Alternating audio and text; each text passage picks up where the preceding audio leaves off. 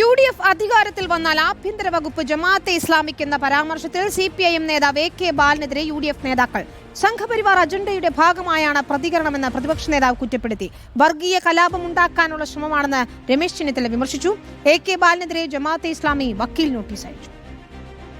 കേരളം ഭരിക്കുക ഞാൻ പറഞ്ഞല്ലോ, ജമാഅത്തായിരിക്കും ആഭ്യന്തരം കൈകാര്യം ചെയ്യുക. ഒരാൾ അധികാരത്തിൽ വരുന്നത് അപ്പോൾ ഉൾമാറാടും രണ്ടാമാറാടും എന്നല്ല ഉണ്ടാവും. മുതിർന്ന CPIM നേതാവ് AK ബാലന്റെ ഈ പ്രസ്താവനയാണ് UDF നേതാക്കൾ ആയുധമാക്കിയത്.